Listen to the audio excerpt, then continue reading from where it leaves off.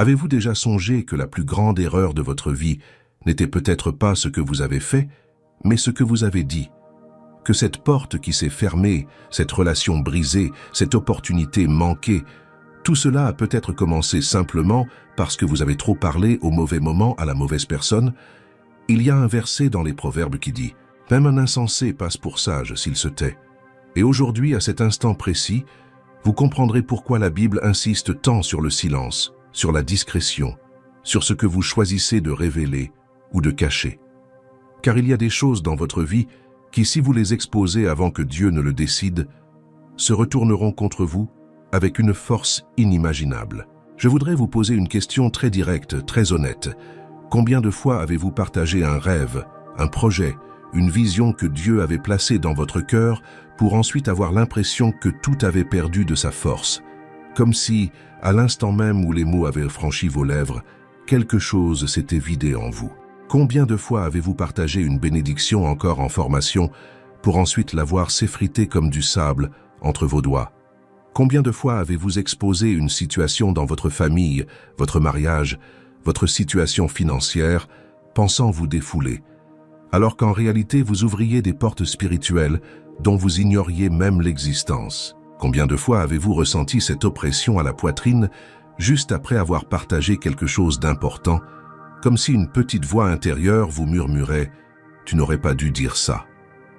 Combien de fois avez-vous constaté qu'après avoir partagé un projet avec une personne, les choses ont commencé à mal tourner d'une manière inexplicable? Combien de fois avez-vous vu des personnes que vous considériez comme des amis prendre leur distance ou changer de comportement juste après que vous leur ayez annoncé une bonne nouvelle?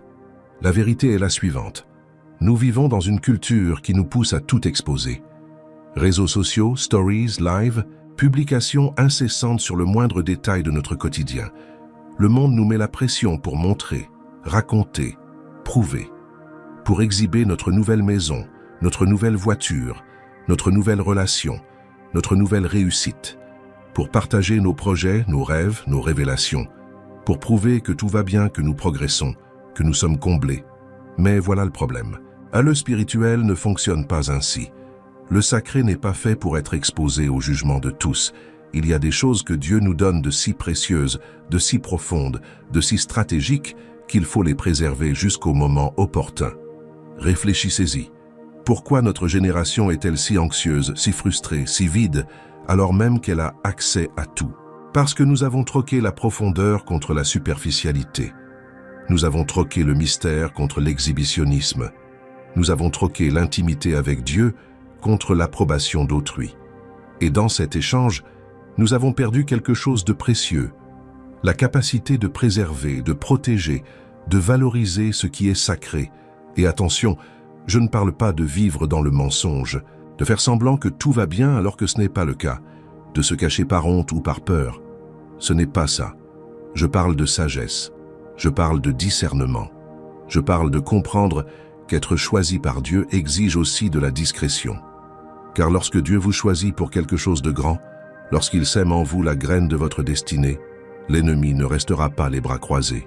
Et le moyen le plus facile pour lui d'attaquer ce que Dieu fait dans votre vie, c'est par vos paroles. L'ennemi est rusé. Il ne vous attaque pas de front, armé de cornes et d'un trident. Il agit dans l'ombre, se servant des informations que vous lui fournissez. Il retourne vos propres paroles contre vous. Il s'empare de vos paroles et les transforme en armes spirituelles. Il observe, il écoute. Il attend que vous ouvriez la bouche au mauvais moment, à la mauvaise personne, de la mauvaise manière. Et alors, il agit. Aujourd'hui, je vais vous révéler 5 choses que la Bible vous enseigne de ne révéler à personne. 5 aspects de votre vie qui nécessitent protection, secret, une protection spirituelle. Et quand je dis « personne », je ne parle pas au sens littéral. Je veux dire à ne révéler à personne, jamais, jamais. Car Dieu vous confie des secrets si précieux que s'ils tombent entre de mauvaises mains, ils peuvent se retourner contre vous. Ces 5 points ne sont pas de simples recommandations. Ce sont des principes spirituels dont la transgression entraîne des conséquences réelles, tangibles et douloureuses. Ils sont comme des remparts que Dieu a érigés autour de votre vie, et lorsque vous les détruisez par vos propres paroles, vous vous exposez aux attaques de l'ennemi. Avant de poursuivre, je vous propose un petit exercice. Écrivez une prière simple mais profonde en commentaire. « Seigneur, apprends-moi à me taire ». C'est l'une des prières les plus sages qui soient. Car si tout le monde peut parler, seuls les sages savent se taire. Si tout le monde peut s'exprimer, seuls les mûrs savent se faire discrets. Alors n'hésitez pas, écrivez « Seigneur, apprends-moi à me taire ».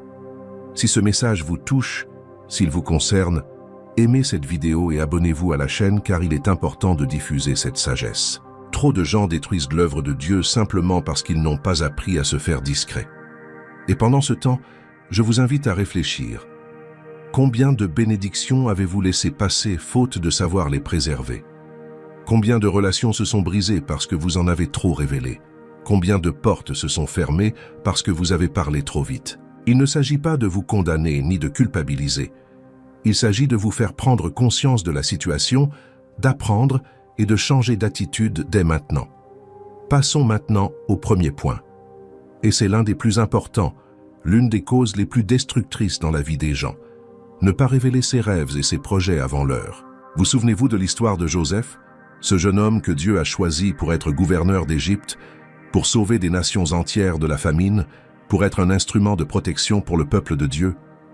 Joseph avait des rêves extraordinaires. Dieu lui a montré qu'il régnerait, que ses frères se prosterneraient devant lui, qu'il aurait autorité et pouvoir. Et qu'a fait Joseph? Il est allé le raconter à tout le monde. Il l'a dit à son père, à ses frères, avec enthousiasme, avec joie, sans comprendre que ses rêves étaient des graines fragiles qui avaient besoin de temps, de silence et de protection. Et voyez comment Joseph l'a raconté. Il manquait de sensibilité, de sagesse et de discernement. Il alla trouver ses frères et leur dit « Écoutez le rêve que j'ai fait.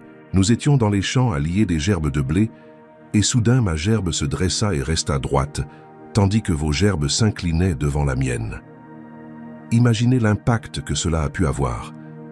Imaginez ce que ces mots ont pu faire aux oreilles d'hommes déjà en proie à la jalousie, à la comparaison et à un complexe d'infériorité. Joseph fit un second rêve et le raconta de nouveau. « Écoutez, j'ai fait un autre rêve. Cette fois, le soleil, la lune et 11 étoiles se prosternaient devant moi. Même son père, Jacob, qui l'aimait profondément, dut le réprimander. Quel est donc ce rêve? Est-ce que moi, ta mère et tes frères, nous prosternerions vraiment devant toi? » Même son père comprit que quelque chose n'allait pas. Et que s'est-il passé? Ses frères sont devenus envieux. L'envie s'est muée en haine, la haine en rejet, le rejet en trahison.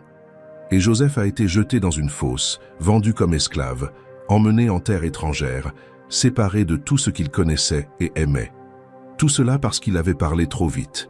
Tout cela parce qu'il n'avait pas compris que les rêves sont comme des graines.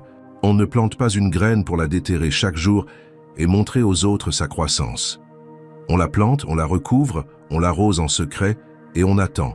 On protège cette graine jusqu'à ce qu'elle soit assez forte pour se nourrir seule. Voici une vérité spirituelle souvent méconnue. L'ennemi ignore le plan de Dieu pour votre vie. Il n'a pas accès aux rêves que Dieu vous a inspirés. Il ignore ce qui vous est préparé. Mais il peut se servir de vos paroles. Il les entend. Il observe vos déclarations.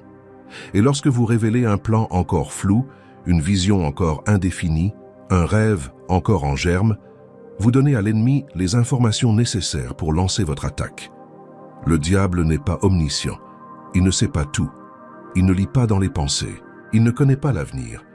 Mais il est observateur, stratégique et patient. Et il utilise vos paroles comme une carte pour vous attaquer. Lorsque vous dites « Dieu m'a montré que je créerais une entreprise », l'ennemi commence déjà à préparer des obstacles.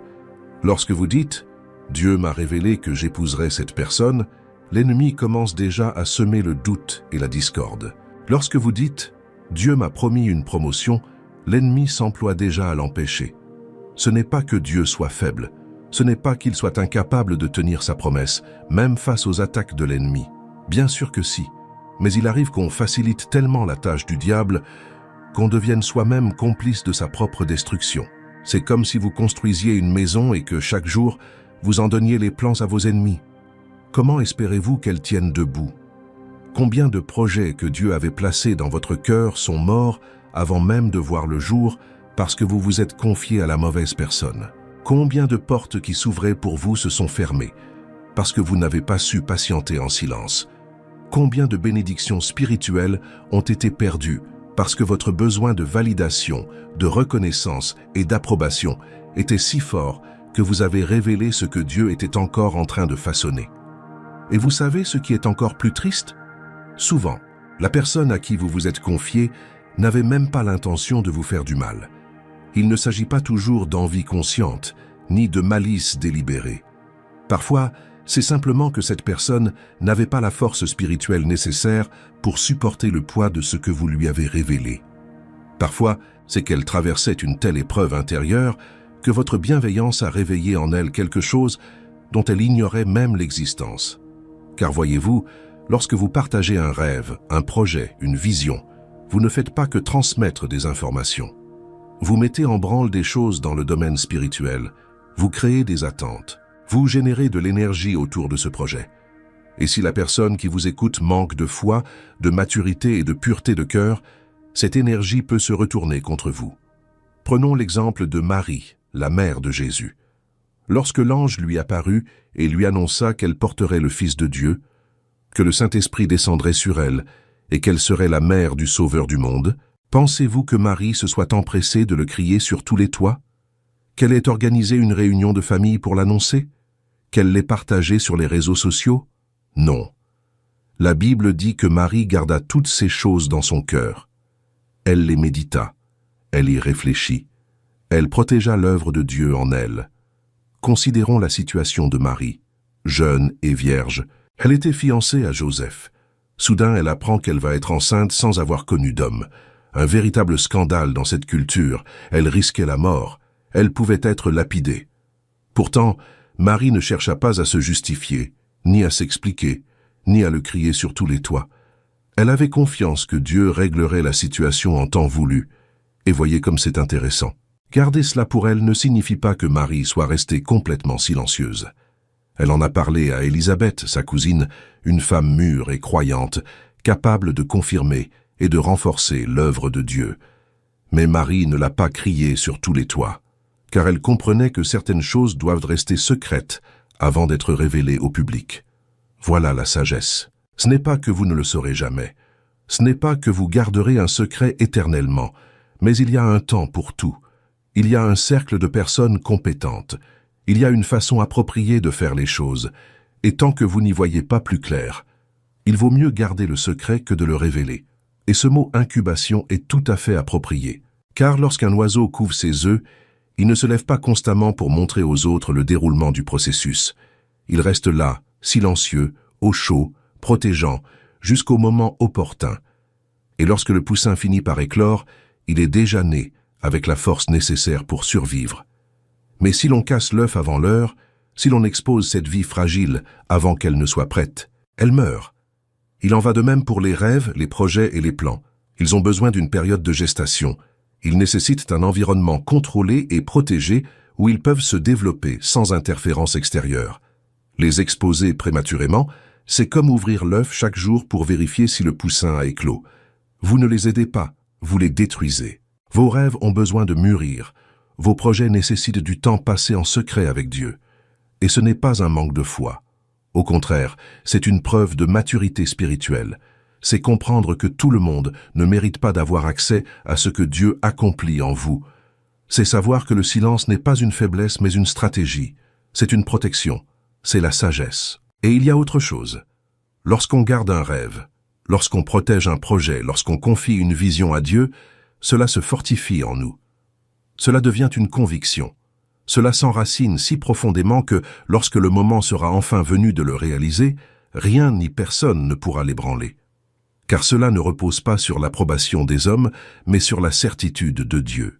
Mais dès qu'on commence à tout planifier à l'avance, à chercher à se faire valider, à demander des avis, ce qui était certain se transforme en doute, car on entendra 1000 opinions différentes.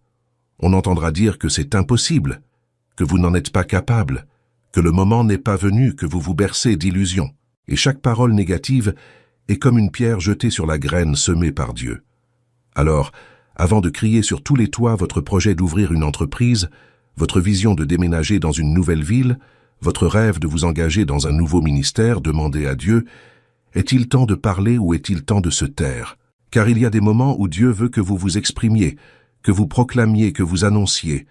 Mais il y a des moments où Dieu veut que vous vous taisiez, que vous attendiez, que vous ayez une confiance absolue en lui. Comment reconnaître la différence? Vous le sentirez. Vous éprouverez une certaine lourdeur au cœur lorsqu'il faudra se taire, et une légèreté lorsqu'il faudra parler. Vous ressentirez la paix lorsqu'il faudra garder le silence, et une urgence lorsqu'il faudra vous exprimer. Mais cela exige une intimité avec Dieu. Cela exige une sensibilité spirituelle. Cela exige de consacrer plus de temps à écouter sa voix qu'à écouter les opinions d'autrui. Passons maintenant au deuxième point qui concerne beaucoup de personnes. Ne pas exposer les conflits familiaux en public. La Bible est très claire. La protection spirituelle commence au sein du foyer. La famille est la première institution créée par Dieu. Et lorsque vous exposez les faiblesses, les défauts et les erreurs de votre famille aux yeux de tous, vous brisez cette protection. Vous supprimez la protection qui devrait exister entre parents et enfants, entre époux, entre frères et sœurs.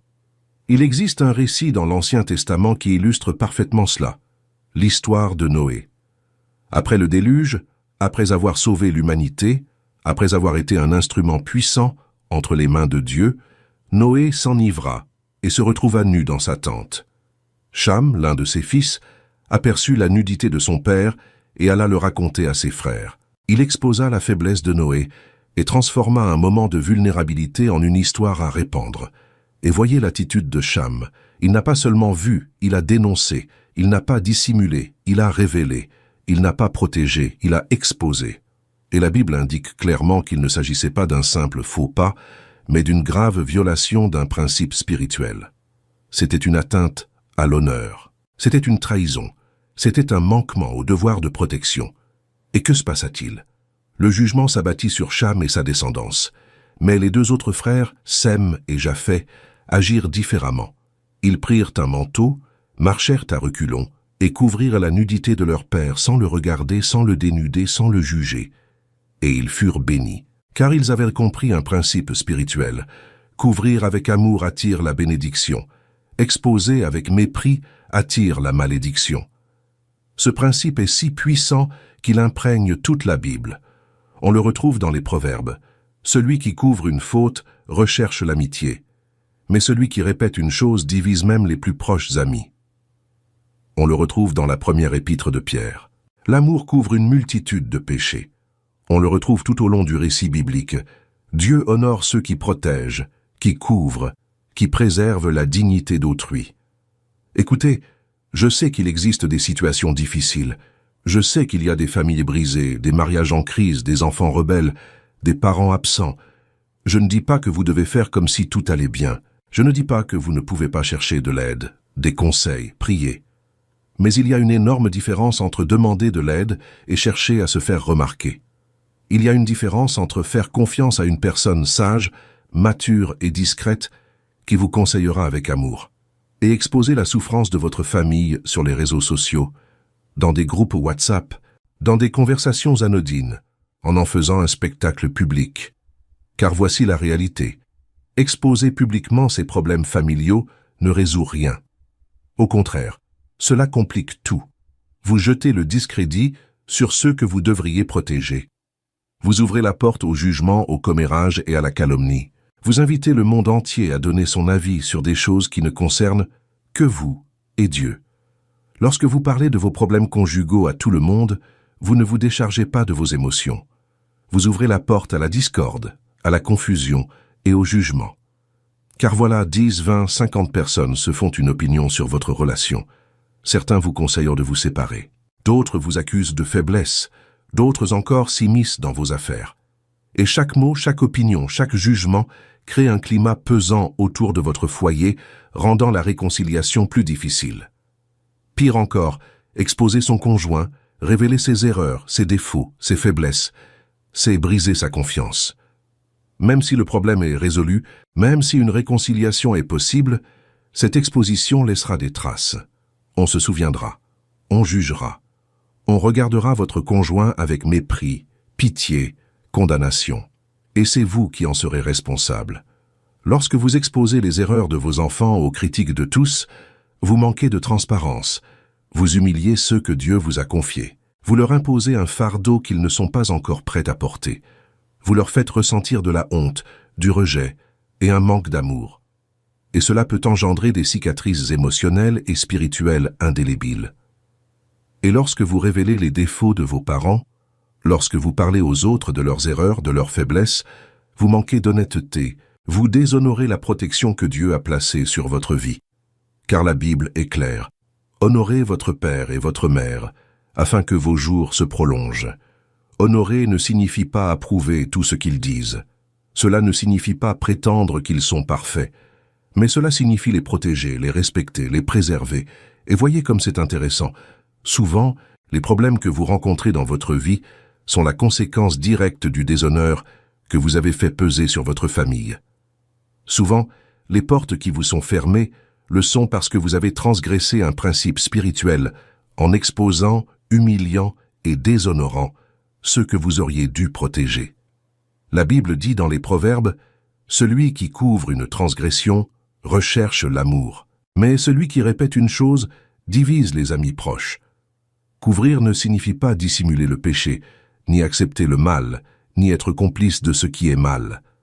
Couvrir signifie agir avec sagesse, amour et discrétion. Cela signifie rechercher la réparation, non la dénonciation. Cela signifie protéger, non détruire. Et si vous traversez une période si difficile que vous avez vraiment besoin d'aide, tournez-vous vers les bonnes personnes. Un pasteur mûr, un conseiller expérimenté, un frère ou une sœur en Christ sage qui sait prier et qui vous guidera selon la parole. Ne transformez pas vos blessures familiales en contenu pour les réseaux sociaux. Ne faites pas de votre souffrance un spectacle public, car plus vous exposez certaines choses, plus vous les alimentez. Et certains conflits ne se résoudront que lorsque vous cesserez d'impliquer tout le monde et commencerez à vous adresser à Dieu. Et une dernière chose, lorsque vous protégez votre famille, lorsque vous dissimulez ses faiblesses sous un voile d'amour, lorsque vous privilégiez la discrétion à l'exposition, vous semez une graine de bénédiction pour vos descendants. Vous bâtissez un héritage d'honneur. Vous enseignez à vos enfants, vos petits-enfants, les générations futures que la famille protège, soutient et aime, même dans ses imperfections. Mais lorsque vous exposez, lorsque vous déshonorez, lorsque vous humiliez, vous semez la malédiction. Vous instaurez un schéma de protection brisé qui se transmettra de génération en génération. Vos enfants vous feront subir le même sort que vous avez infligé à vos parents. Vos petits-enfants feront subir à leurs enfants le même sort que leurs enfants vous ont infligé. Un cycle de déshonneur, d'exposition, de protection brisée se mettra en place et ne prendra fin que lorsque quelqu'un aura le courage de dire « ça suffit, à partir de moi ça change ». Troisième point, et celui-ci est directement lié au premier. Ne criez pas victoire trop tôt. Savez-vous pourquoi? Parce que les premières victoires sont fragiles.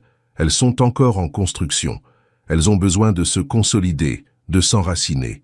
Et lorsque vous proclamez une victoire qui n'est pas encore acquise, vous offrez à l'ennemi l'occasion de vous la ravir, de la détruire, ou du moins de semer le doute dans votre cœur.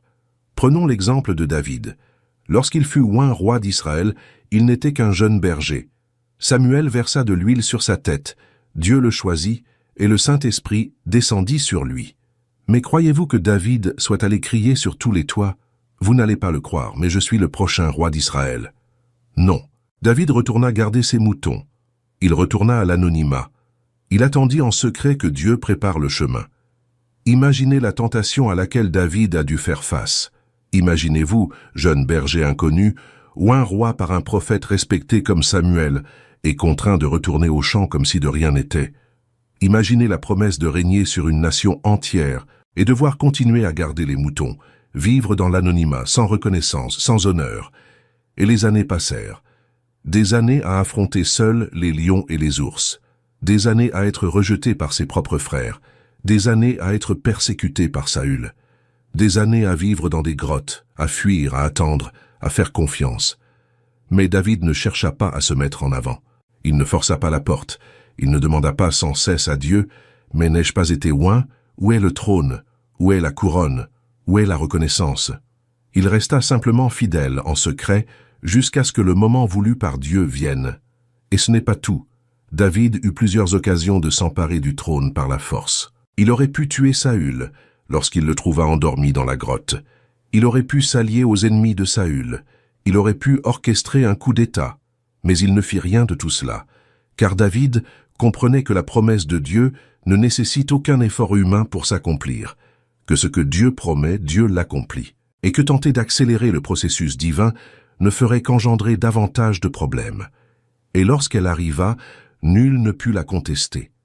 Si David accéda enfin au trône, c'est parce que Dieu lui avait ouvert la voie, si clairement, si manifestement, que même ses ennemis durent le reconnaître, car la victoire que Dieu accorde se passe de propagande humaine. Elle se passe d'autopromotion. Elle n'a pas besoin qu'on crie sur tous les toits. Regardez-moi, regardez ce que j'ai accompli. Regardez où je suis arrivé. Et savez-vous pourquoi tant de victoires sont éphémères? Parce qu'elles ont été proclamées trop tôt. Parce qu'elles ont été célébrées avant d'être consolidées. Parce qu'elles ont été étalées avant d'avoir pris racine. C'est comme une plante. Lorsqu'on plante une graine, elle est fragile les premiers jours.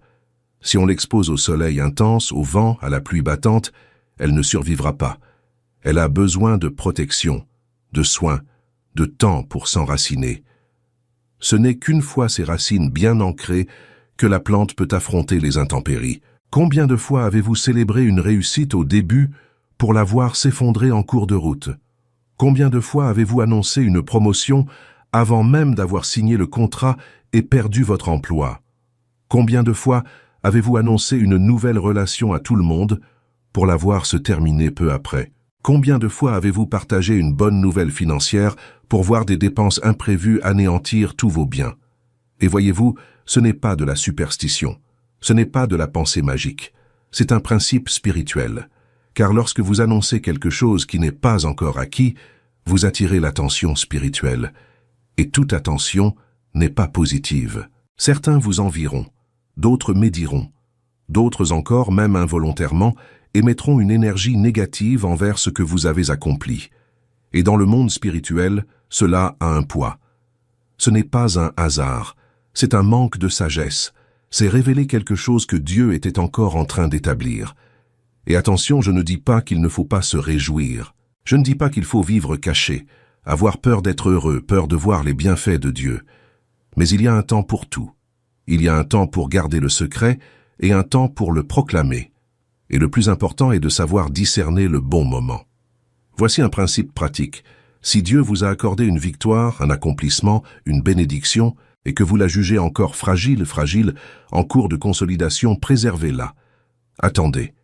Laissez-la s'enraciner avant de la mettre à l'épreuve. Car certaines victoires ne perdurent que si elles sont protégées au moment opportun. Et si vous avez envie de partager, si vous ressentez le besoin de vous confier à quelqu'un, demandez-vous, pourquoi est-ce que je veux le dire à quelqu'un? Est-ce pour glorifier Dieu ou pour me glorifier moi-même? Est-ce pour édifier les autres ou pour les impressionner? Est-ce parce que le moment est venu ou parce que je ne peux plus me retenir?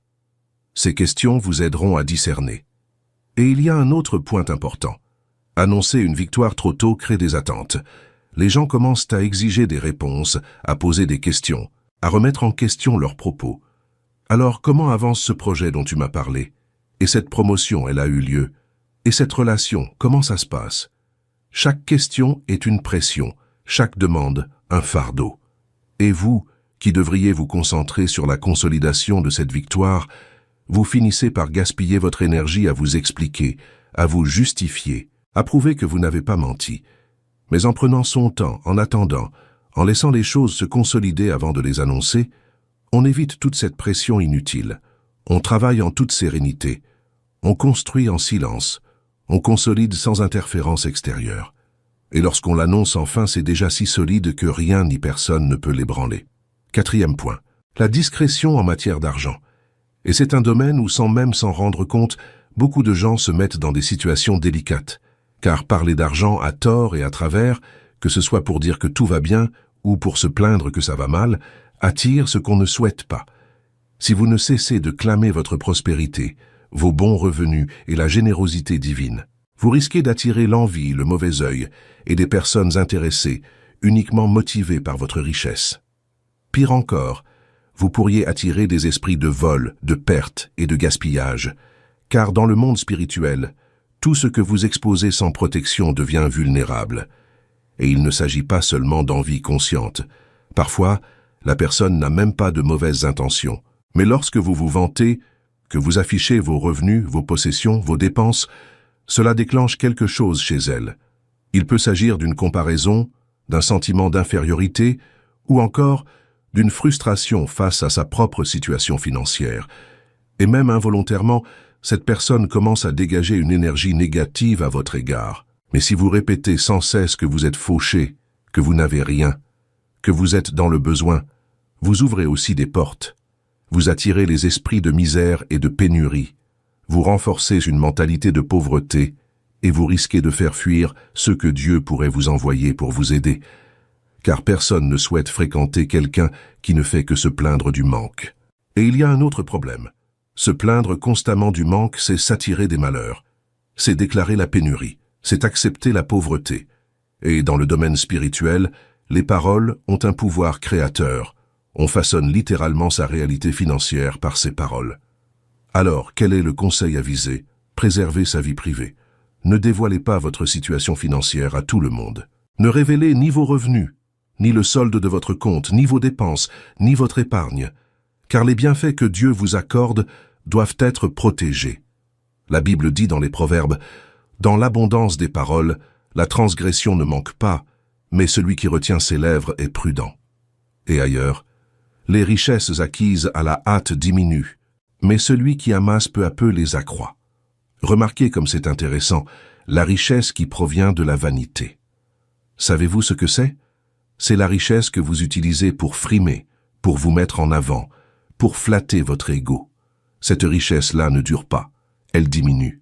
Mais la richesse que vous amassez avec sagesse, avec discrétion, avec prudence, elle augmente. Et savez-vous pourquoi? Parce que la discrétion dans la gestion de vos finances vous protège des dons de Dieu. Vous n'attirez pas le mauvais œil. Vous n'éveillez pas l'envie. Vous n'offrez aucune opportunité aux malfaiteurs. Vous accumulez, développez et prospérez simplement en toute discrétion. Et lorsque les autres s'en apercevront, votre situation sera déjà si solide que rien ne pourra vous atteindre. Écoutez, cela ne signifie pas que vous ne pouvez pas témoigner de la fidélité de Dieu. Cela ne signifie pas que vous ne pouvez pas raconter comment Dieu vous a sorti d'une situation financière difficile, comment il a pourvu à vos besoins quand vous n'aviez rien, comment il a multiplié vos maigres possessions.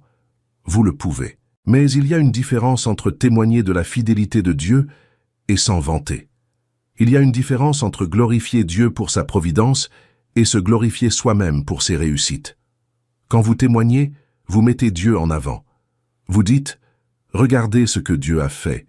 Je n'avais rien, mais il a pourvu à mes besoins. J'étais perdu, mais il m'a guidé. J'étais brisé, mais il m'a guéri. » Mais quand vous vous vantez, vous vous mettez vous-même en avant. Vous dites « Regardez ce que j'ai accompli. Regardez où je suis arrivé. Regardez ce que j'ai acquis. » Et cette différence est fondamentale, car dans le premier cas, vous rendez gloire à Dieu. Et lorsque vous lui rendez gloire, il peut continuer à vous bénir sans que vous ne risquiez de sombrer dans l'orgueil. Mais dans le second cas, vous vous appropriez la gloire. Or Dieu ne partage sa gloire avec personne. Et lorsque vous commencez à vous attribuer le mérite de ce que Dieu a fait, vous lui donnez l'occasion de vous retirer ce qu'il vous a donné. Protégez donc vos finances.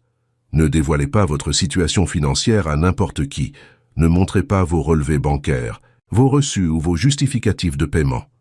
Ne parlez pas de vos revenus, de votre épargne ou de vos investissements, car certaines personnes pourraient utiliser ces informations contre vous. Certaines personnes seront jalouses. Certaines personnes tenteront de vous manipuler.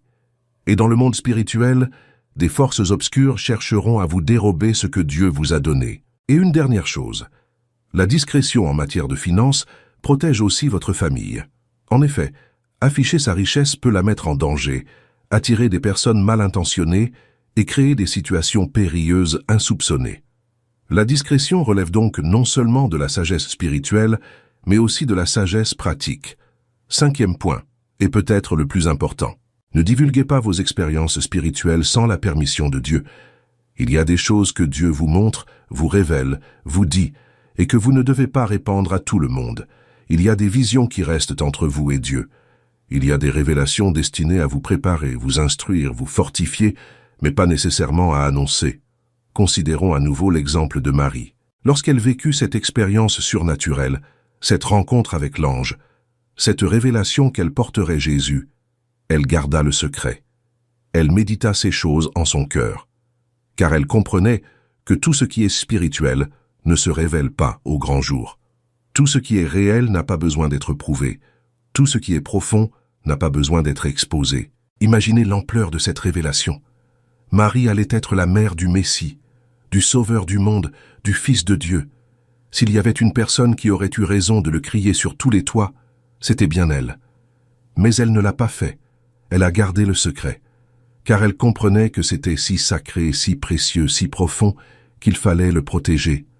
Considérez l'exemple de l'apôtre Paul. Il a vécu une expérience si profonde qu'il a été enlevé jusqu'au 3e ciel, où il a vu et entendu des choses qu'il est interdit à un homme de raconter. Et pourtant, il n'en a parlé à presque personne. Il l'a mentionné une seule fois, en passant, simplement pour souligner l'importance de l'humilité. Car Paul savait que cette révélation n'était pas un trophée à exhiber. Elle devait marquer son âme, le transformer de l'intérieur, et non le mettre en avant extérieurement. Et Paul avait toutes les raisons de se vanter. Il était apôtre. Il avait fondé des églises. Il avait écrit une grande partie du Nouveau Testament. Il avait accompli des miracles extraordinaires. S'il y avait bien une personne qui pouvait parler d'expérience spirituelle, c'était Paul. Mais il ne l'a pas fait. Au contraire, il a déclaré « Loin de moi la pensée de me glorifier si ce n'est dans la croix du Christ ». Prenons l'exemple de Jean, le disciple bien-aimé. Il a écrit l'Apocalypse, un livre rempli de visions et de révélations. Mais avant de l'écrire, il a gardé ce secret pendant des années. Il n'a écrit que lorsque le Saint-Esprit le lui a inspiré. Car Jean savait qu'une révélation sans direction peut semer la confusion, engendrer des spéculations et ouvrir la porte à l'orgueil spirituel. Aujourd'hui, nous vivons à une époque où chacun souhaite partager sa vision, son rêve, le message reçu. Attention, je ne dis pas que Dieu ne parle pas. Je ne dis pas que les visions et les rêves ne sont pas réels. Je ne dis pas que nous ne devrions pas partager ce que Dieu révèle. Mais cela doit se faire au bon moment, de la bonne manière et avec les bonnes personnes. Car lorsque vous partagez vos expériences spirituelles avec tout le monde, vous prenez plusieurs risques. Premièrement, vous risquez de jeter des perles au pourceau, Jésus l'a dit. Il y a des choses sacrées qui ne doivent pas être exposées au mépris de ceux qui sont aveugles ou sourds. Deuxièmement, vous risquez d'alimenter l'orgueil spirituel, car plus vous en parlez, plus vous vous sentez spécial, élu, supérieur, et vous perdez alors l'humilité essentielle pour continuer à entendre la voix de Dieu. Troisièmement, vous risquez d'ouvrir la porte à la confusion et à la division, car tout le monde ne comprendra pas, tout le monde n'acceptera pas, et vous risquez de provoquer la controverse au lieu d'édifier. Et ce n'est pas tout. Lorsque vous partagez constamment vos expériences spirituelles, les gens commencent à les remettre en question, ils commencent à douter. Ils se demandent, est-ce vraiment vrai? Ou est-ce que cette personne invente tout ça pour se faire remarquer? Et même si c'est vrai, même si vous avez réellement vécu cette expérience, cette surexposition finit par vous faire perdre toute crédibilité. C'est comme l'histoire du garçon qui a menti sur le loup. Il n'arrêtait pas de crier et d'essayer d'attirer l'attention, jusqu'à ce que, lorsque le loup est réellement apparu, personne ne le croit. C'est la même chose avec les révélations spirituelles. Si vous les répétez sans cesse, les gens finissent par se désintéresser. Ils cessent de vous prendre au sérieux. Et lorsque vous aurez vraiment quelque chose d'important à partager, personne ne vous croira. Alors avant de raconter à tout le monde cette vision, ce rêve, cette révélation, cherchez Dieu. Demandez-vous. Seigneur, dois-je garder cela pour moi ou le partager? Et si je dois le partager, avec qui? Quand? Comment? Car Dieu ne vous donne pas de révélations pour que vous vous en vantiez. Il vous les donne pour que vous grandissiez, pour que vous vous prépariez, pour que vous soyez un instrument entre ses mains. Et voyez comme c'est intéressant. Souvent, Dieu vous donne une révélation uniquement pour vous préparer à ce qui va arriver. Il ne s'agit pas de l'annoncer, mais de vous armer. Il ne s'agit pas de la révéler, mais de vous fortifier. Car il y a des choses que, si vous les annoncez avant l'heure, l'ennemi tentera de faire échouer. Mais si vous gardez cela pour vous, si vous vous préparez en silence, lorsque le moment de la manifestation arrivera, vous serez prêt. Pour conclure, je voudrais souligner une vérité qui résume tout ce que nous avons abordé jusqu'ici. Le silence est une arme spirituelle.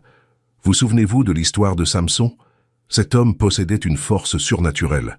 Il a vaincu des armées entières à lui seul. Il a tué 1000 hommes avec une mâchoire d'âne. Il a abattu les portes de la ville de Gaza et les a emportés sur son dos. Il était pratiquement invincible. Mais savez-vous où il a été vaincu? Par sa langue. Dalila n'a cessé d'insister, de le manipuler, de pleurer, jusqu'à ce que Samson révèle le secret de sa force. Et dès qu'il a parlé, il a tout perdu. Il a été capturé, humilié, aveuglé, réduit en esclavage. Tout cela parce qu'il n'a pas su se taire. Et Dalila a utilisé toutes les techniques de manipulation imaginables. Elle n'a pas abordé Samson directement. Elle était subtile, stratégique. Elle a usé de charme, de séduction, de chantage affectif. Elle lui a dit « Si tu m'aimes vraiment, tu me le diras ». Elle a fait culpabiliser Samson de ne pas se confier. Elle a créé un climat où le secret semblait être un manque de confiance, un manque d'amour, un manque d'engagement. Et Samson tomba. Il céda. Il révéla tout. Et il en paya le prix fort. Car il existe des secrets qui, une fois révélés, vous coûtent tout. Il y a des choses que l'on ne peut dire, même à la personne que l'on aime, sauf si Dieu le permet. Car le véritable amour respecte les limites. Le véritable amour n'exige pas que l'on transgresse ce que Dieu nous a demandé de garder. Vous souvenez-vous de Moïse?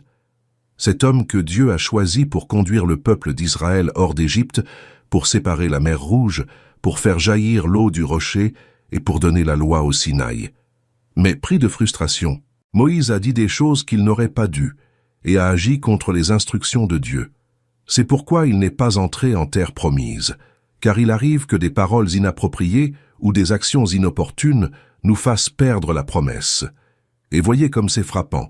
L'erreur de Moïse ne résidait pas seulement dans ses paroles, mais dans la colère, la frustration et le manque de respect qu'il leur avait adressé. Dieu lui avait ordonné de parler au rocher, mais il le frappa. Avant de le frapper, il dit au peuple, « Écoutez, rebelles, devons-nous faire jaillir de l'eau de ce rocher pour vous ?» Quelle prétention, quel manque d'humilité. Comment s'attribua-t-il le mérite d'une chose que seul Dieu pouvait accomplir? C'est pourquoi Dieu a dit, « Vous n'entrerez pas en terre promise ». Parce que Moïse a transgressé un principe. Il a dit ce qu'il n'aurait pas dû dire, de la manière qu'il n'aurait pas dû, au moment qu'il n'aurait pas dû. Et même s'il était un homme que Dieu avait si bien utilisé, même s'il avait une histoire si extraordinaire, ce moment de parole inconsidéré lui a coûté la promesse qu'il attendait depuis 40 ans de voir se réaliser. Alors, comment savoir quand parler et quand se taire? Comment développer ce discernement? Voici quelques signes pratiques qui vous aideront à les identifier. Premier signe. Si vous ressentez une angoisse, une agitation, un malaise à l'idée de confier quelque chose à quelqu'un, ne le faites pas. Il se peut que ce soit le Saint-Esprit qui vous retienne. Il se peut que Dieu vous dise « ce n'est pas encore le bon moment, ce n'est pas encore la bonne personne, ce n'est pas encore la bonne façon de faire ». Et vous devez obéir à cette voix intérieure, même si elle semble illogique, même si vous n'en comprenez pas la raison. Deuxième signe. Si la personne à qui vous voulez vous confier manque de maturité spirituelle, d'engagement envers Dieu et de discernement, abstenez-vous. Car vous sèmerez en terrain stérile, vous jetterez des perles au pourceau. Vous partagerez des choses sacrées avec quelqu'un qui est incapable de les apprécier, de les protéger et de les honorer. Troisième signe. Si vous sentez que vous demandez à quelqu'un de vous valider, de vous faire approuver ou de vous louer, abstenez-vous. Votre motivation est mauvaise. Vous ne cherchez pas à glorifier Dieu, mais à impressionner les autres. Et quand telle est la motivation, le résultat est toujours mauvais. Cela peut sembler fonctionner au début, mais vous le regretterez à la fin. Quatrième signe. Si ce que vous souhaitez partager n'est pas encore abouti, s'il est encore en cours d'élaboration, s'il dépend encore de Dieu pour se consolider, ne le partagez pas. Attendez qu'il soit ferme. Attendez qu'il soit enraciné. Attendez qu'il soit suffisamment fort pour se suffire à lui-même, indépendamment des opinions ou des réactions d'autrui. Cinquième signe. Si vous pensez que le fait de partager quelque chose avec quelqu'un risque de susciter de la compétition, de l'envie ou des conflits, abstenez-vous. Car même sans intention particulière, même si votre intention est innocente, il est important de comprendre que tout le monde n'est pas prêt à entendre parler de vos succès, de vos bénédictions ou de ce que Dieu accomplit dans votre vie. Mais si le partage vous apporte la paix, si la personne est mature et digne de confiance, si votre motivation est d'édifier et de glorifier Dieu, si le moment est venu, alors partagez, avec sagesse, avec équilibre, avec amour, car nous n'avons pas été appelés à vivre éternellement dans le silence. Nous avons été appelés à vivre avec sagesse. Et la sagesse, c'est savoir quand parler et quand se taire. Écoutez, je sais que tout ce que j'ai dit peut paraître difficile. On pourrait croire qu'il faut peser chaque mot, trop réfléchir avant de parler, vivre dans la crainte de faire des erreurs. Mais ce n'est pas ça. Il s'agit simplement de développer sa sensibilité spirituelle. Il s'agit d'apprendre à écouter la voix de Dieu avant de parler. Il s'agit de comprendre qu'il existe un ennemi qui guette la moindre faille pour attaquer, et que nos paroles peuvent être une porte d'entrée ou une arme de défense. La Bible dit que la vie et la mort sont au pouvoir de la langue. Cela signifie que vos paroles peuvent anéantir des rêves, des relations, des opportunités et des destins. Mais cela signifie aussi que vous pouvez apporter la vie, la guérison, le réconfort et la bénédiction. Tout dépend de la manière dont vous utilisez ce pouvoir. Et vous savez ce qui est intéressant? La langue est l'une des plus petites parties du corps, mais aussi l'une des plus puissantes. Tiago la compare au gouvernail d'un navire. Le gouvernail est minuscule par rapport à la taille du navire, mais c'est lui qui détermine la direction. C'est lui qui décide si le navire atteindra sa destination ou coulera. Votre langue est pareille. Elle peut orienter votre vie vers le succès ou l'échec, selon la façon dont vous l'utilisez. Et écoutez, si vous avez déjà commis des erreurs, si vous avez déjà dit des choses que vous n'auriez pas dû, si vous avez déjà révélé des secrets, si vous avez déjà perdu des choses à cause de vos paroles, ne désespérez pas. Dieu est un Dieu de restauration. Il peut rattraper le temps perdu. Il peut réparer ce qui est brisé. Il peut faire renaître les rêves éteints.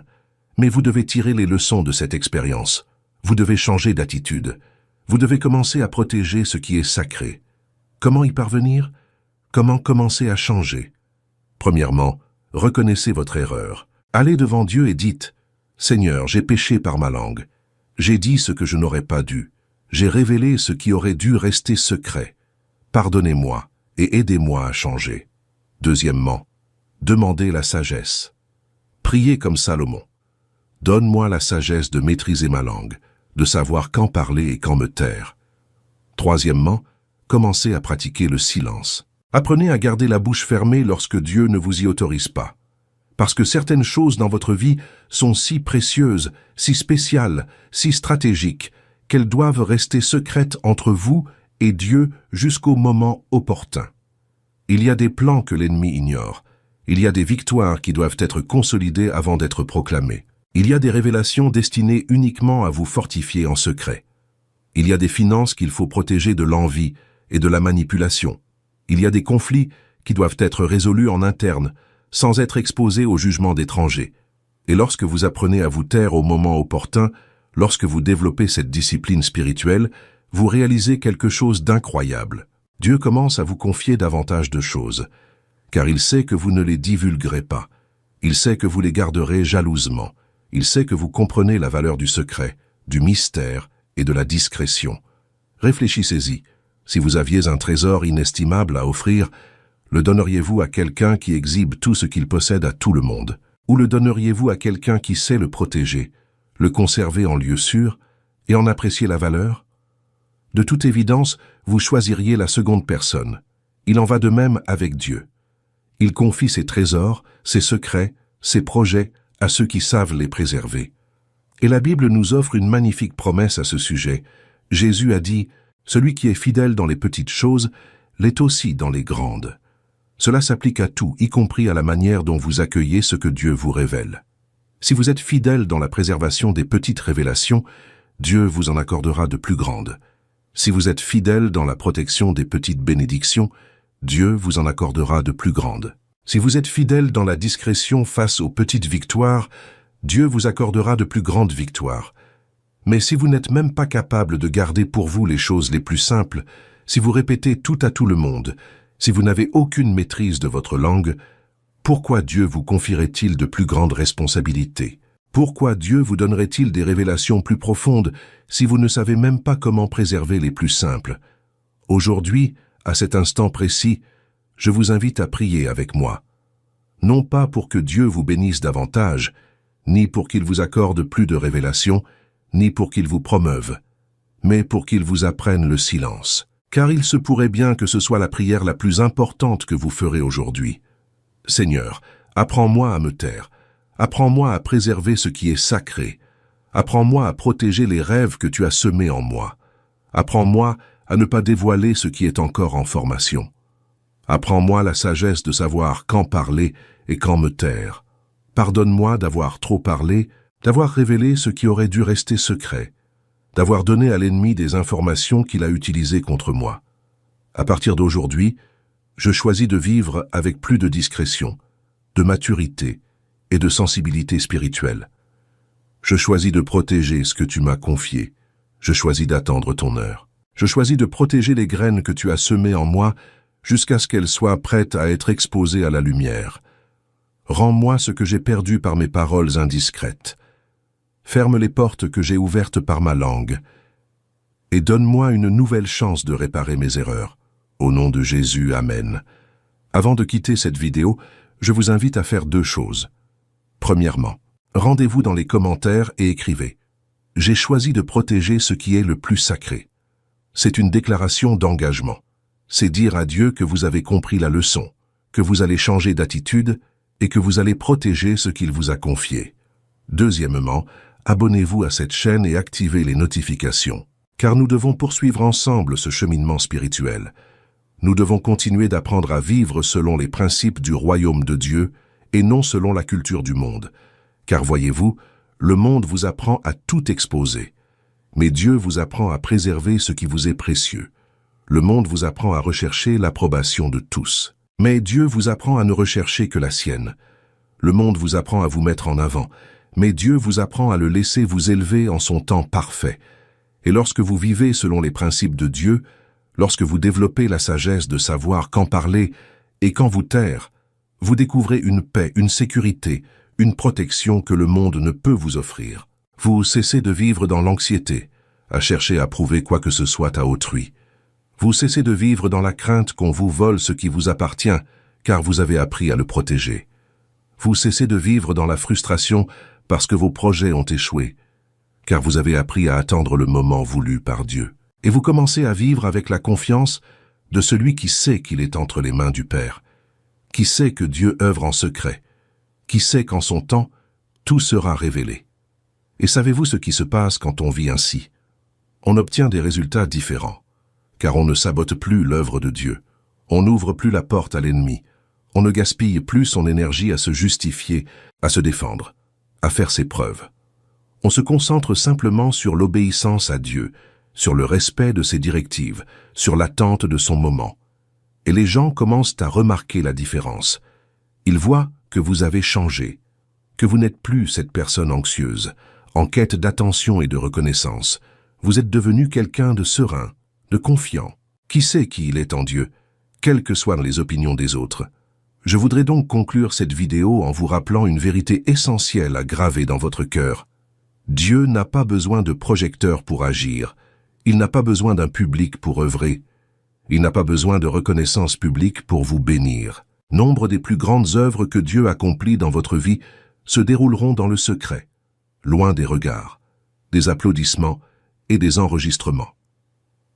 Et c'est bien ainsi. Car Dieu ne cherche pas à vous rendre célèbre. Il cherche à vous rendre fidèle. Il ne cherche pas à vous rendre populaire. Il cherche à vous rendre semblable à Jésus. Et Jésus, le Fils de Dieu, le Sauveur du monde, vécut 30 ans dans l'anonymat avant de commencer son ministère public. 30 ans, pendant lesquels personne ne le connaissait, pendant lesquels personne ne reconnaissait la gloire qui habitait en lui, pendant lesquels il travaillait comme charpentier dans une petite ville insignifiante appelée Nazareth. Mais durant ces 30 années, Jésus se préparait. Il était façonné. Il apprenait l'obéissance.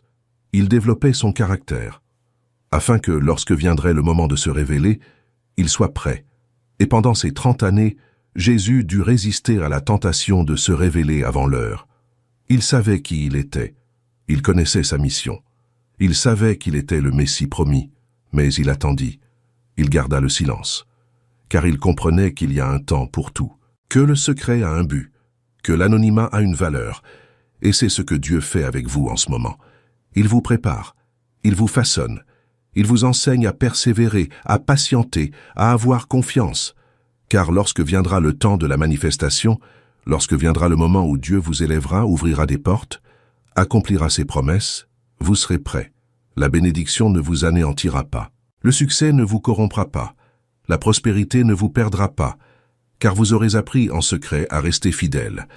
Et lorsque Dieu vous élèvera enfin, lorsqu'il vous promouvra, lorsqu'il ouvrira des portes que nul ne peut fermer, ce sera d'une manière si surnaturelle, si manifeste et si puissante, que tous sauront que c'est Dieu qui l'a fait. Vous ne pourrez vous en attribuer le mérite. Personne ne pourra le remettre en question. L'ennemi ne pourra pas vous voler la gloire, car il sera évident que cela ne pouvait venir que de Dieu. Mais d'ici là, gardez-le précieusement, protégez-le, gardez le silence. Attendez, ayez confiance, car ce que Dieu accomplit en vous en secret est infiniment plus grand que tout ce qu'il pourrait faire publiquement. Ce que Dieu construit en vous est plus important que toute réussite extérieure. Ce que Dieu vous enseigne maintenant déterminera qui vous serez lorsque la bénédiction se manifestera.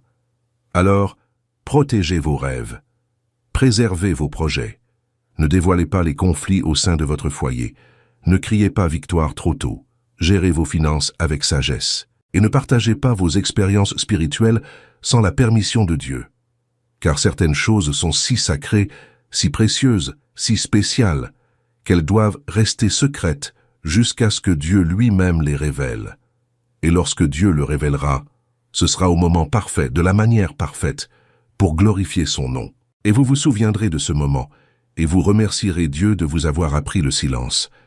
Car vous comprendrez que le silence vous a protégé, que la discrétion vous a gardé, que la sagesse vous a soutenu.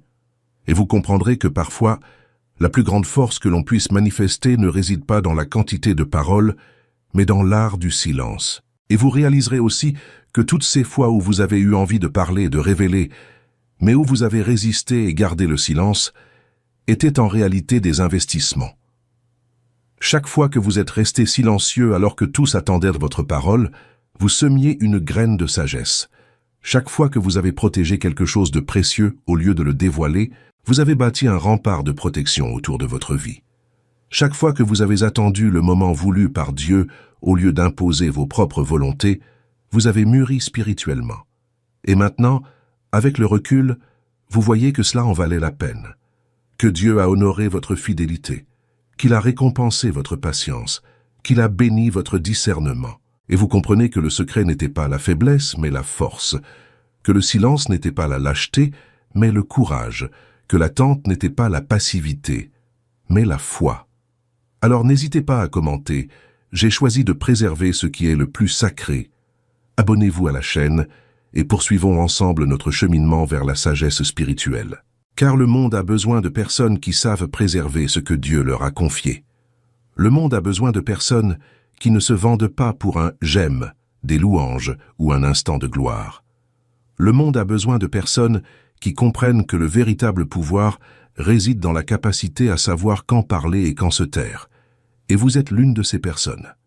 Dieu vous a choisi, Dieu vous a appelé, Dieu a semé en vous des choses merveilleuses.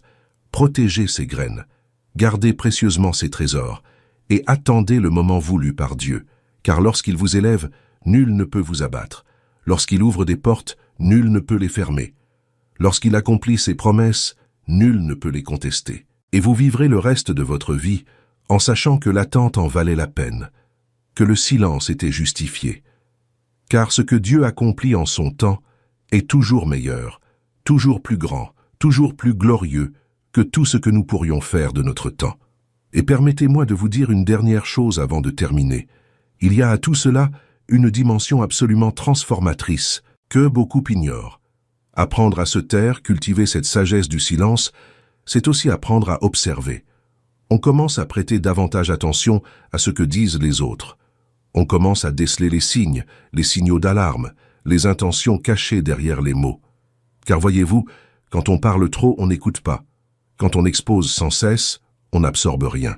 Quand on raconte sans cesse, on n'apprend rien. Mais quand on se tait, quand on reste discret, quand on se protège, on développe une capacité d'observation précieuse.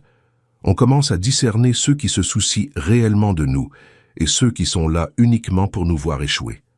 On commence à identifier ceux dont l'envie se dissimule derrière une façade d'inquiétude. On commence à reconnaître ceux qui posent des questions par amour et ceux qui les posent par curiosité malveillante.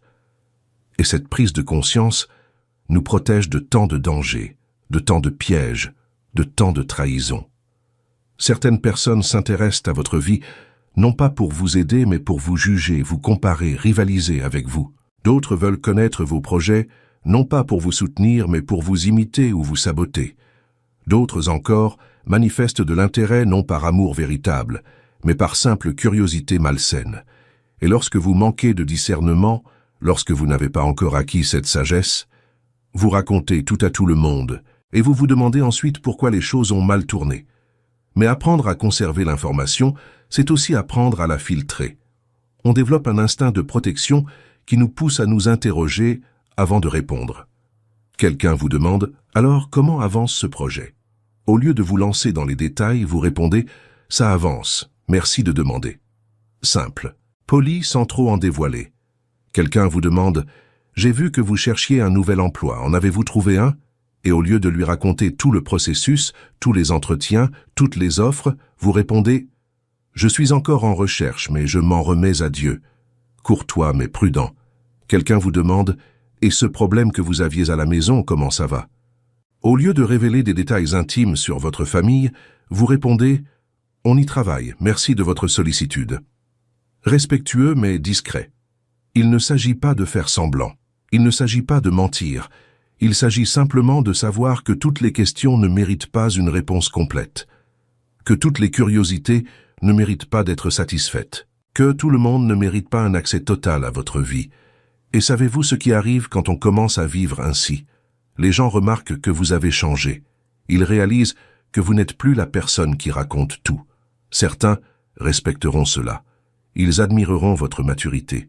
Ils apprécieront votre discrétion. Mais d'autres seront agacés. Ils vous trouveront arrogant, fermé, distant. Et ce n'est pas grave. Car l'approbation de ces personnes n'a jamais été votre but.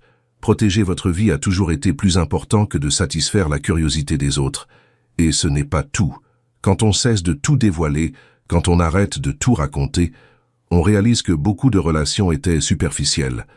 Beaucoup d'amitiés ne reposaient que sur des commérages, des échanges d'informations, une curiosité malsaine.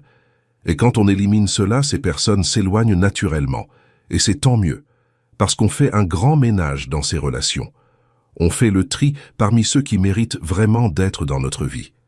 Les personnes qui restent sont celles qui vous aiment vraiment, celles qui n'ont pas besoin de tout savoir pour vous soutenir, celles qui respectent vos limites, celles qui comprennent que vous avez le droit de garder certaines choses pour vous, celles qui ne vous forcent pas à leur dire ce que vous ne voulez pas leur dire.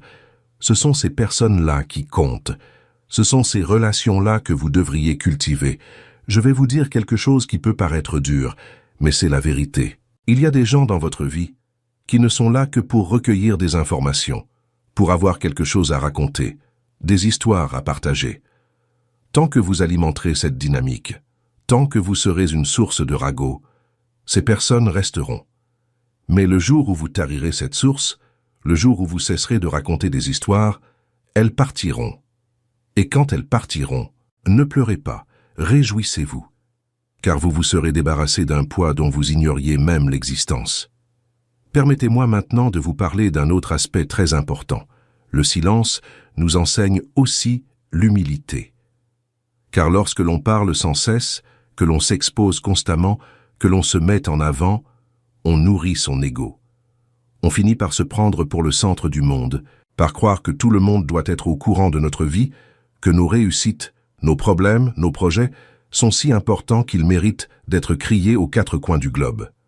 Mais lorsque vous gardez le silence, lorsque vous restez discret, lorsque vous vivez dans le secret, vous comprenez que le monde continue de tourner sans que vous ayez besoin d'annoncer chacun de vos pas. Vous comprenez que votre importance ne réside pas dans ce que les gens savent de vous, mais dans qui vous êtes devant Dieu. Et cela vous replace à votre juste place, d'une manière saine qui favorise votre croissance spirituelle.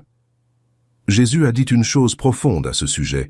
Il a dit « Quand tu fais l'aumône, ne sonne pas de la trompette devant toi, comme font les hypocrites dans les synagogues et dans les rues, pour être glorifiés par les hommes. Mais quand tu fais l'aumône, que ta main gauche ignore ce que fait ta main droite, afin que ton aumône reste secrète, et ton Père, qui voit dans le secret, te le rendra. Voyez ce principe puissant. Dieu valorise ce qui est fait en secret. Il honore ce qui reste caché. Il récompense ce que vous gardez entre vous et lui. Car lorsque vous faites le bien, et que vous le criez sur tous les toits, vous avez déjà reçu votre récompense. Les louanges, la reconnaissance humaine, une approbation éphémère. Mais lorsque vous agissez en secret, lorsque vous gardez cela pour vous, lorsque vous ne recherchez pas la gloire, Dieu vous récompense d'une manière bien plus grande, bien plus durable, bien plus profonde. Et cela s'applique à tout. Il ne s'agit pas seulement de faire l'aumône, mais de tous les aspects de votre vie. Lorsque vous jeûnez, nul besoin de le crier sur tous les toits. Lorsque vous priez, nul besoin de préciser la durée de votre prière. Lorsque vous faites une offrande, nul besoin d'en révéler le montant.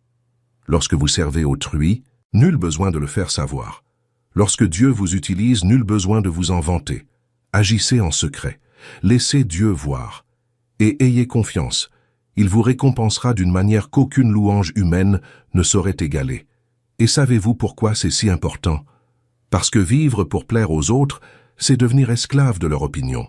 On agit non par vocation, mais par désir d'être observé. On prie non par dévotion, mais par souci des apparences. On sert non par amour, mais par soif de reconnaissance.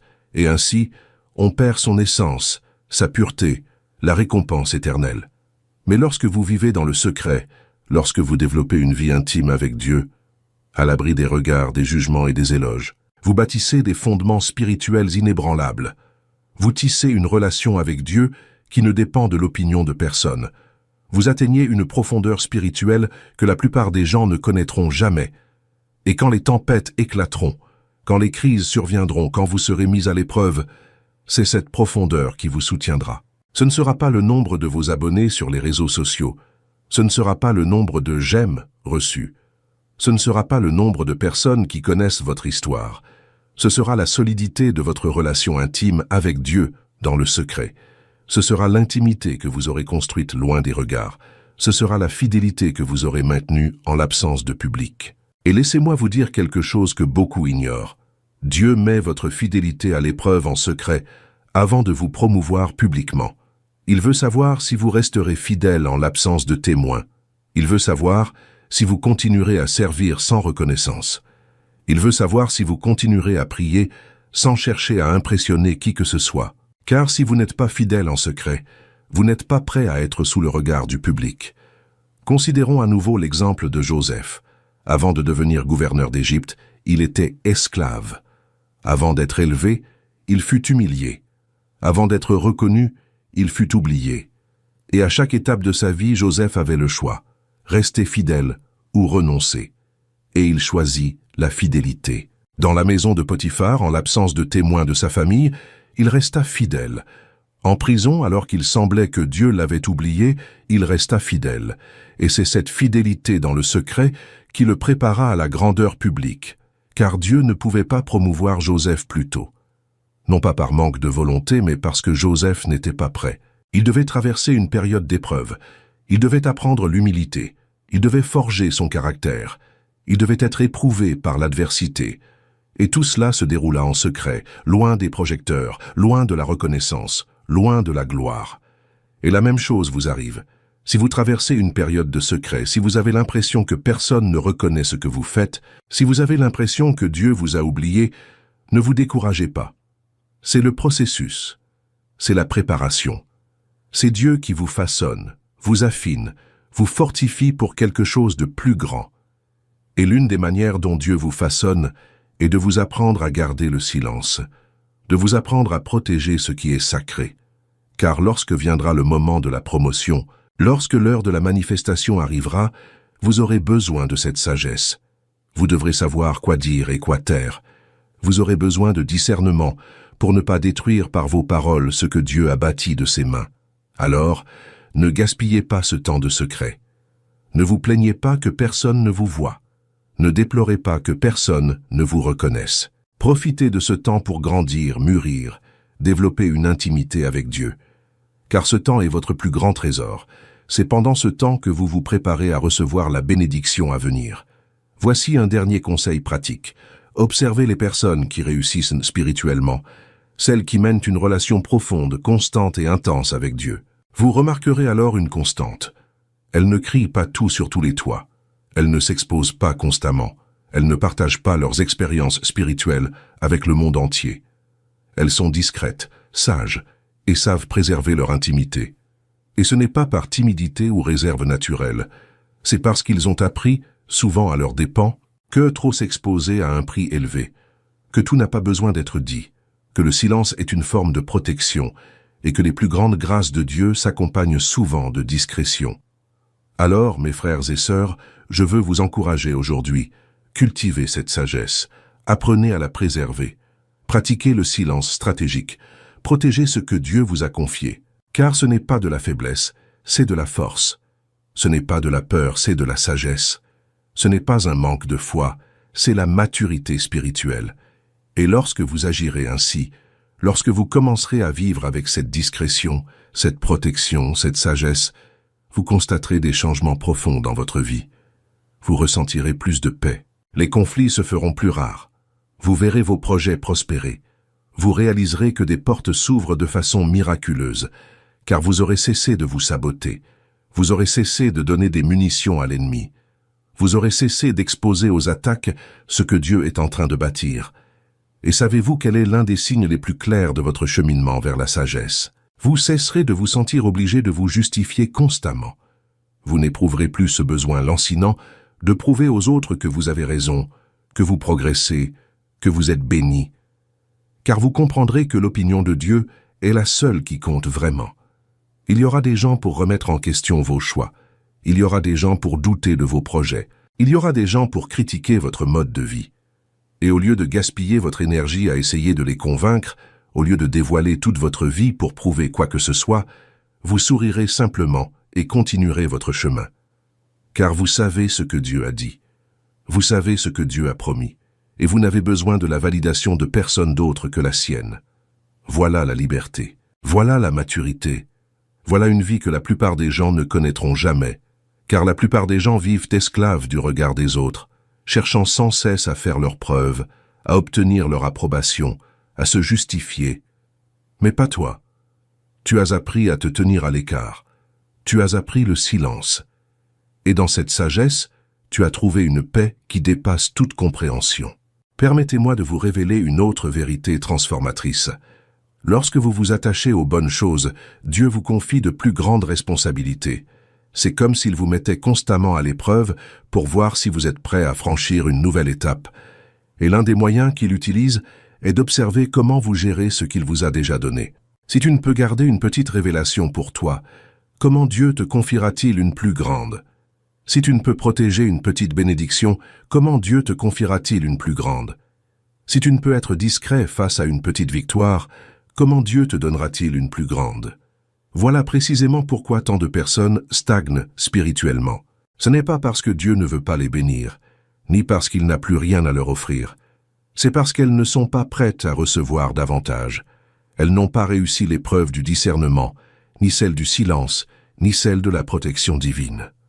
Et tant qu'elles n'auront pas réussi, tant qu'elles n'auront pas appris cette leçon, Dieu ne pourra pas les faire progresser. Parce que Dieu vous aime trop pour vous confier une épreuve que vous ne serez pas prêt à affronter. Il sait que s'il vous accorde une grande bénédiction, avant que vous n'appreniez à la préserver, vous la gâcherez par vos propres paroles. Il sait que s'il vous donne une révélation profonde, avant que vous n'appreniez la discrétion, vous la gaspillerez en vaines démonstrations.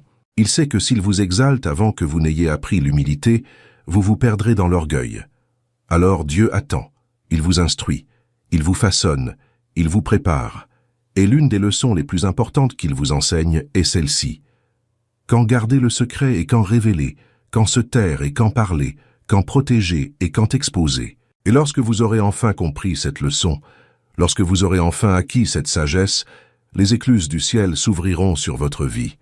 Car Dieu sait qu'il peut désormais vous confier de plus grands trésors. Il sait que vous protégerez désormais ce qu'il vous donne. Il sait que vous lui rendrez gloire et non à vous-même. Il sait que vous êtes désormais prêt. Et je veux que tu comprennes une chose. Apprendre à garder les choses pour soi n'est pas chose facile. Il y aura des jours où tu auras envie de tout raconter. Il y aura des moments où tu auras besoin de te justifier. Il y aura des situations où tu auras envie de te dévoiler. Et tu devras lutter contre ces pulsions. Tu devras faire un effort conscient pour te taire, même quand tout en toi brûle de parler. Mais chaque fois que vous remportez cette bataille, chaque fois que vous choisissez de garder le secret plutôt que de le révéler, chaque fois que vous choisissez de vous taire plutôt que de tout dévoiler, vous grandissez, vous mûrissez, vous devenez la personne que Dieu vous appelle à être. Et avec le temps, cela devient plus facile. Ce qui était autrefois une lutte constante se transforme en habitude naturelle. Ce qui exigeait des efforts considérables devient automatique. On développe une sagesse instinctive qui permet de savoir immédiatement quand garder le secret et quand le révéler. On n'a même plus besoin de réfléchir, on le sait tout simplement. Et lorsque vous atteignez ce niveau de maturité, lorsque cette sagesse fait partie intégrante de votre être, vous réalisez que vous êtes devenu une personne digne de confiance. Dieu vous fait confiance. Les gens vous font confiance, parce qu'ils savent que vous savez garder un secret. Ils savent que lorsqu'ils vous confient quelque chose, vous ne le répéterez pas. Ils savent que vous êtes intègre, que vous avez du caractère, que vous êtes sage. Et cela ouvre des portes incroyables dans votre vie, car les gens commencent à vous solliciter comme conseiller, comme confident, comme personne de confiance. Et Dieu commence à vous utiliser d'une manière que vous n'auriez jamais imaginée. Parce qu'il sait qu'il peut vous révéler des choses sans que vous les disiez à personne. Il sait qu'il peut vous utiliser sans que vous vous appropriez la gloire. Il sait que vous comprenez la valeur du secret. Alors, mon ami, je voudrais conclure cette vidéo en te lançant un défi. Dès aujourd'hui, pratique le silence stratégique. Apprends à cultiver cette sagesse de préserver l'intimité.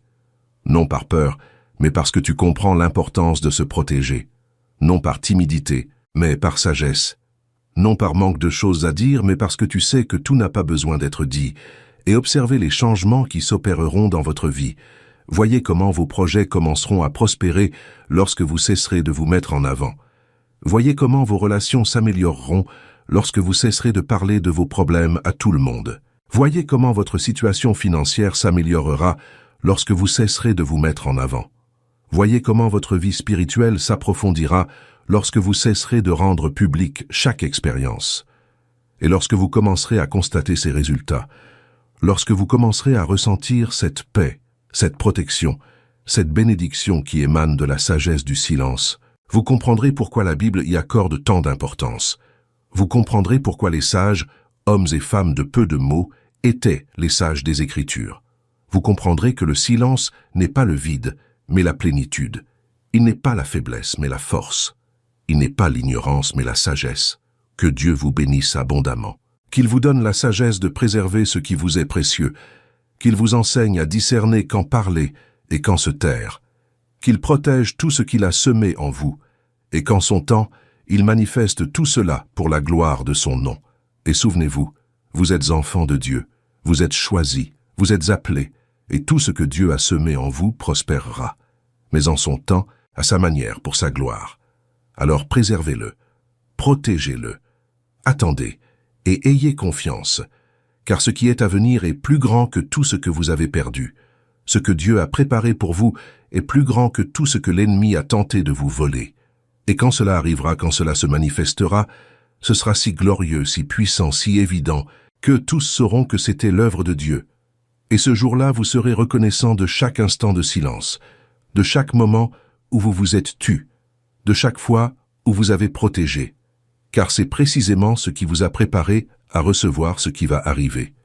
C'est précisément ce qui vous a fortifié pour supporter cette bénédiction. C'est précisément ce qui vous a fait mûrir pour savourer la victoire. Alors ne renoncez pas. Continuez à veiller. Continuez à protéger.